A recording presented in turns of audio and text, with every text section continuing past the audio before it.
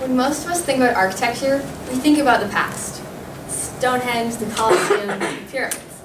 But we also need to look forward into the future, not just behind us into the past.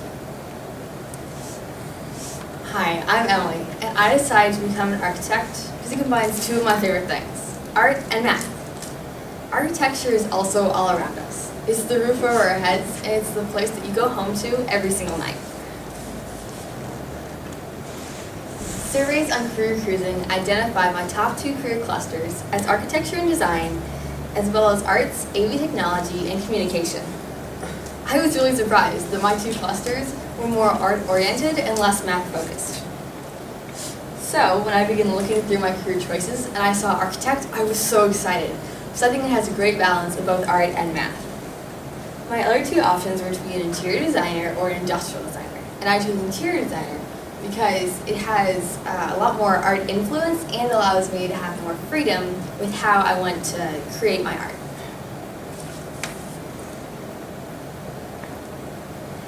An architect's purpose is to design buildings that are structurally sound. These buildings also need to be functional and safe to occupy.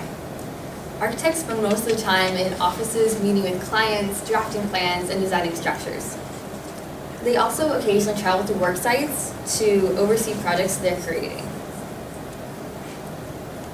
Blueprints allow architects to be able to clearly communicate their ideas to their clients and to the people that they work with every single day. And it's really important for architects to be able to communicate with the people that they work with and have good connections with them. 3 incentives for me to become an architect are that I get to use art in my day-to-day work. I also get to use math every day, which is really important to me. Because ever since I was little, I've always loved solving and figuring out math equations. Another positive incentive for me to become an architect is that they're always finding creative solutions to problems that they face.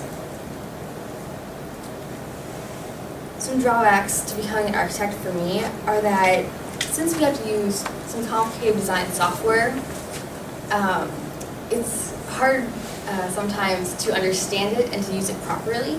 And so if I want to become an architect, I will need to learn how to use this software effectively. In my job, there is also little to no room for error, and those errors that I make can have serious consequences. Buildings can collapse or prove to be unsafe for people to occupy. And also, in my job, there are a lot of challenging boundaries and constraints that I must face in my day-to-day work, like time and money and the materials I have to work with. And I also faced a few constraints when choosing a college based on my preferences. I prefer not to go out of state to go to college, so I want to stay near my parents. And I also don't want to go to a huge college like K-State or KU. I chose to go to Washington University, which is in Topeka, Kansas, and has an average number of 7,000 students. I would also need a 3.4 GPA to be admitted. I also need to become an architect to have a state license in case anything that I build collapses or falls apart, because then it's my fault and I need to make sure that I have a license. My annual salary for being an architect is $48,500, and my monthly paycheck is $4,041.67. After I completed my actual budgeting, I realized that my student estimate was way off, and I'd have to make almost double what I actually do make to meet all the expenses that I thought I needed. And my parent estimate was only a little bit closer. Sydney, Elliot, and I are renting an apartment in Kansas City, Missouri that costs $1,090. We all knew we wanted to live together in Kansas City because neither Sydney or I really makes enough money to live alone in a place like that. I also put $420 aside for food, which gives me $14 a day. Sydney, Elliot, and I also plan to pool our money for the costs of dinner and breakfast because lunch will be on us in our various jobs around the city. And since I plan to attend Washington University for 4 years, that will cost me $79,448 in total, and I'll pay off the money in 240 months, which will cost me $331.03 a month. My pie graph represents how I decide my monthly budget would be split. My taxes and discretionary sections are my 2 biggest expenses and are also almost equal. And this is mainly because in my discretionary, I want to have a lot of money in savings and in miscellaneous in case anything went wrong. My third biggest section is transportation. So I've decided to have a car and use public transportation.